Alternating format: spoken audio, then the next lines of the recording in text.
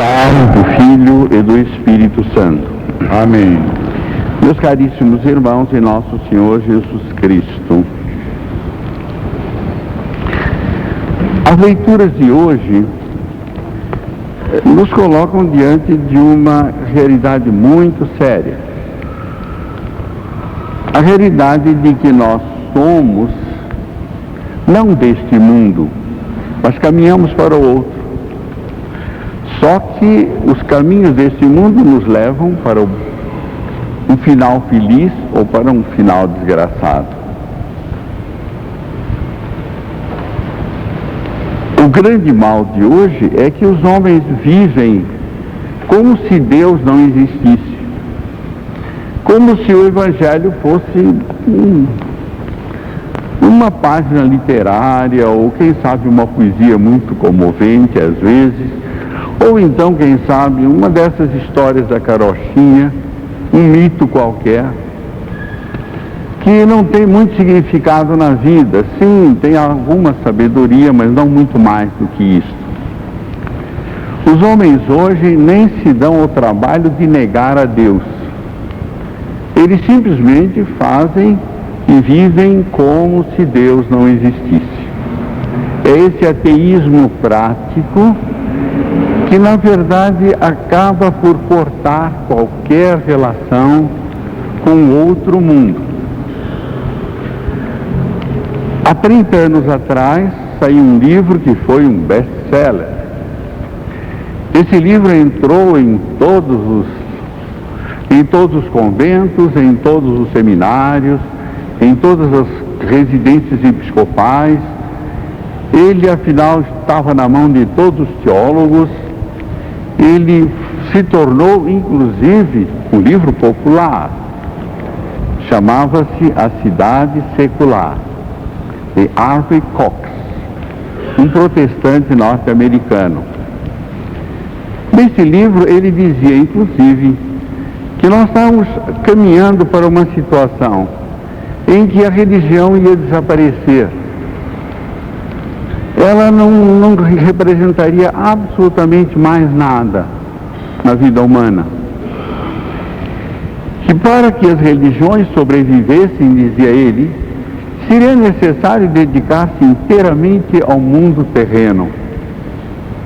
Seria necessário tentar salvar este mundo, e só assim a religião se justificaria perante os homens. Porque eles já não eram mais do tempo de ficar rezando, de ficar contemplando, de ficar assim alheios à tragédia humana que se vai desenrolando diante deles. Ontem mesmo eu recebi uma comunicação numa revista especializada de que esse Harvey Cox acaba de escrever um novo livro. E chama-se Ao Fogo do Céu, onde ele diz que ele errou completamente. Tudo aquilo que ele disse está absolutamente enganado. Ele, afinal de contas, não acertou em nada. Ele diz isso claramente. Porque, ao contrário, o que aconteceu foi que a religião cada vez mais se fez presente no mundo moderno. E não só na América Latina, na Ásia ou na África, mas inclusive na Europa. O que aconteceu, ele mesmo não sabe explicar, mas o que nós vimos, eu sei. Este livro passou a ser uma espécie de Bíblia dos novos teólogos.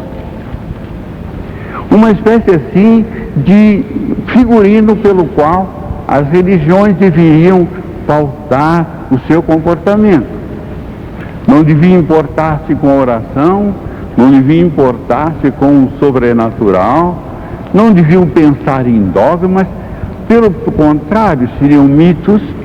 Eles deveriam viver unicamente em função da transformação social deste mundo. Tudo, afinal de contas, estava aqui. O que aconteceu? Que depois de algum tempo os homens se cansaram de trabalhar a terra sem olhar o céu, porque na verdade Se os homens não olham o céu, daqui a pouco não conseguem entender nada mais da terra. E ele fala então que hoje a situação é outra. É preciso insistir exatamente na religião. É preciso insistir na verdade revelada. É preciso insistir na oração e na contemplação. Porque o que está acontecendo, diz ele, é que se as religiões, as grandes religiões, não estão oferecendo este alimento sólido ao povo, ele vai buscar em qualquer curandeiro, em qualquer mistificador, em qualquer bispo Macedo. Porque, na verdade, o que os homens sentem depois de tanto mergulhar na terra é que, afinal de contas, a terra não lhes dá nada que enche o coração. Pelo contrário. Peguem a primeira leitura, tem aí o retrato daqueles que só olham este mundo. Estão muito satisfeitos com este mundo. O importante é gozar, é viver, é organizar o mundo para que, até com uma certa nobreza de propósitos, organizar o mundo de modo que todos possam ser felizes e a felicidade sempre se multiplique. E o mundo e a eternidade não entra em nada. Ora, os homens sabem perfeitamente, por uma amarga experiência, que de repente tudo aquilo que o mundo lhes dá desaparece. O dinheiro evapora. Basta um plano qualquer para pôr todas as economias abaixo. O poder se desfaz. Veja aí o exemplo da queda do comunismo, inexplicável, diante das melhores inteligências que se debruçaram sobre a realidade política moderna. O poder, o prazer que foi buscado tão desesperadamente, está cobrando agora uma dívida amarga de um AIDS, de tantas doenças venéreas, de uma angústia, de uma frustração, de um desespero que nem todos os programas governamentais resolvem. Porque o homem não é apenas matéria. O homem está aberto para o infinito. O seu coração é maior do que o universo. Cabe lá o mundo inteiro, ainda sobra muito lugar. Porque ele foi feito para Deus, foi feito para a eternidade.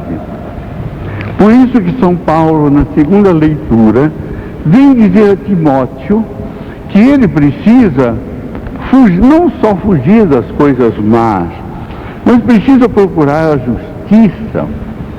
A justiça naquele sentido bíblico de santidade plena, de dar ao homem o que é do homem, mas dar a Deus o que é de Deus. A piedade, a fé, o amor, a firmeza.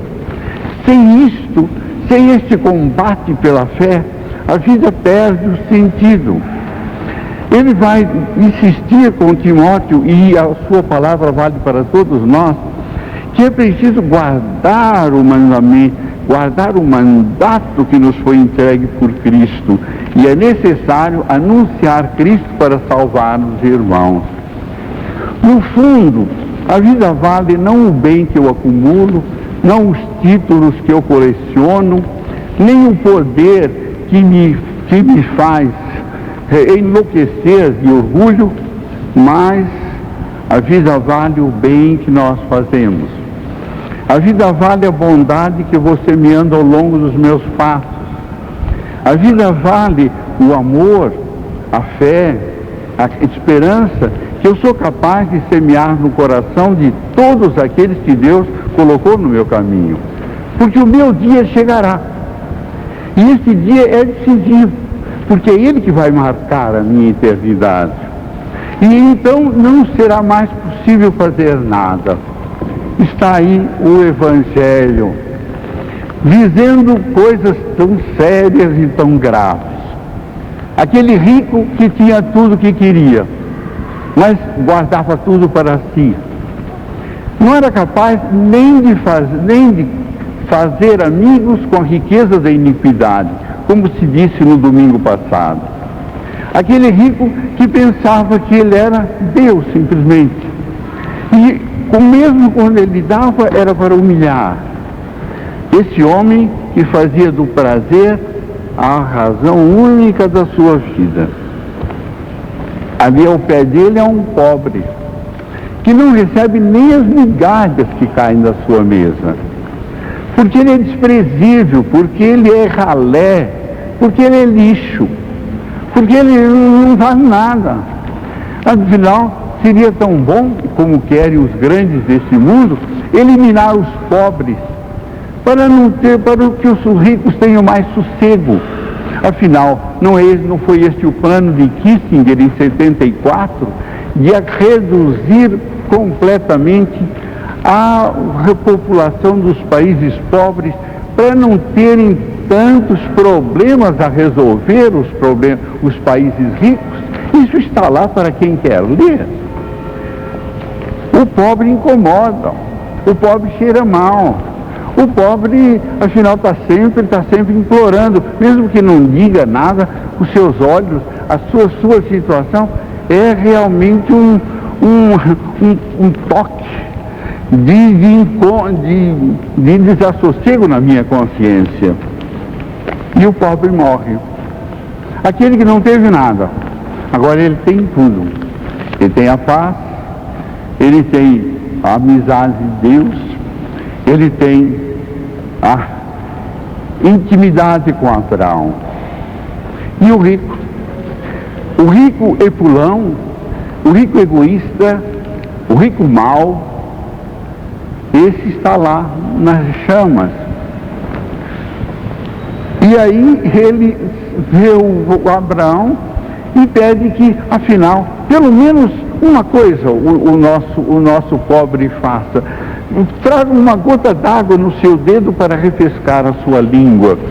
É uma imagem tão terrível do que é realmente o inferno. Este inferno que nós não falamos, porque afinal de contas já passou da moda. Como se o evangelho fosse coisa de moda.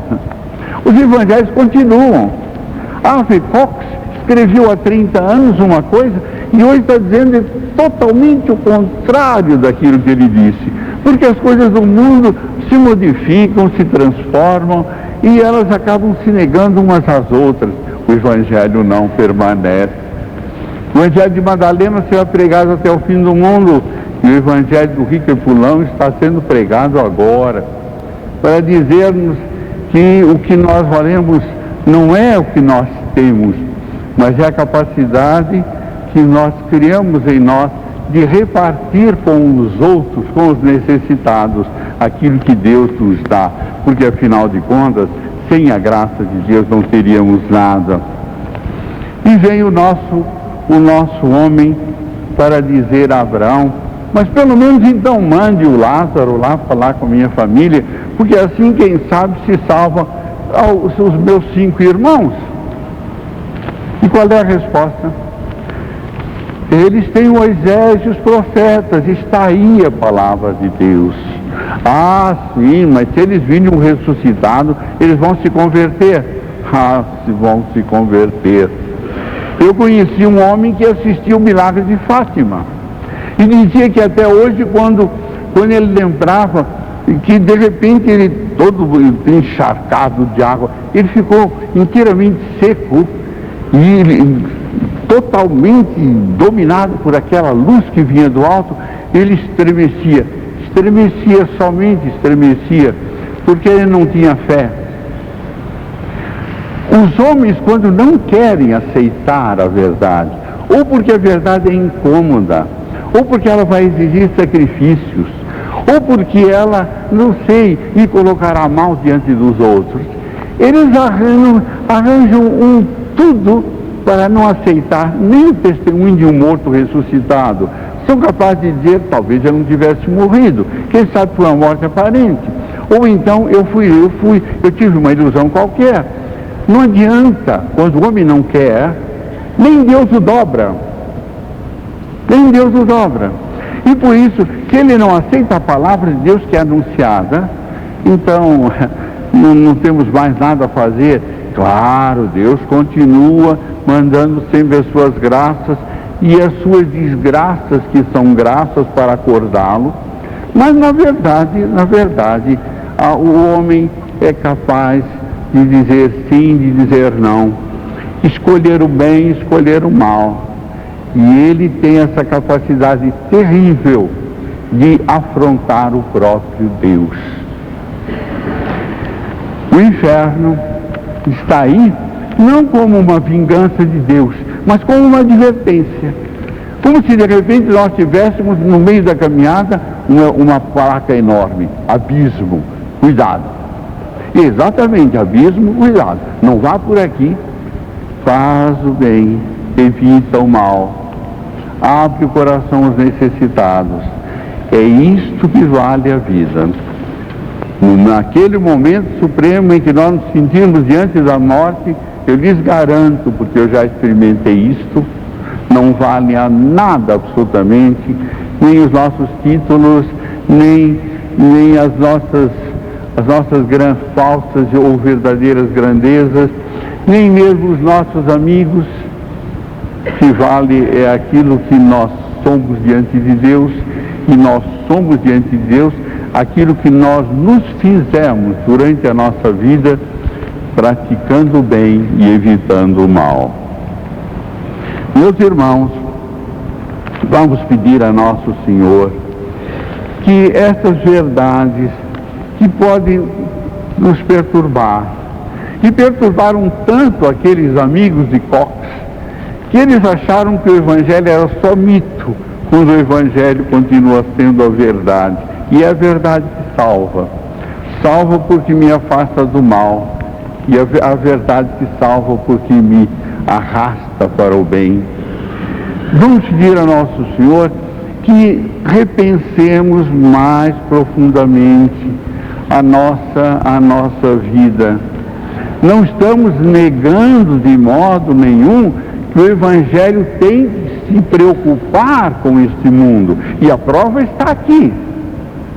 O rico Epulão se condena exatamente porque ele não abriu o coração aos irmãos necessitados.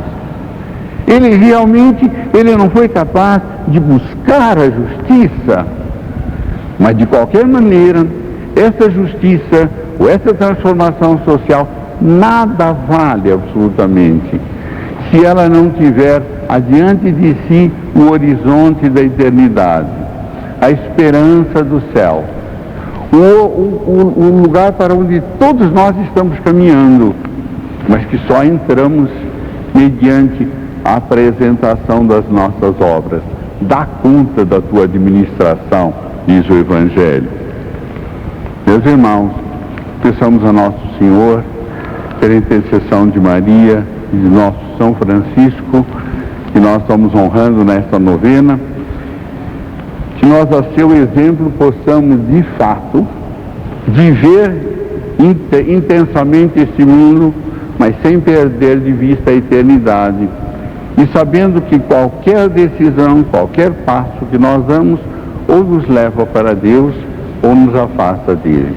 Que todos os nossos passos realmente nos encaminhem para o Senhor e os nossos irmãos que lá nos esperam. Em nome do Pai, do Filho e do Espírito Santo.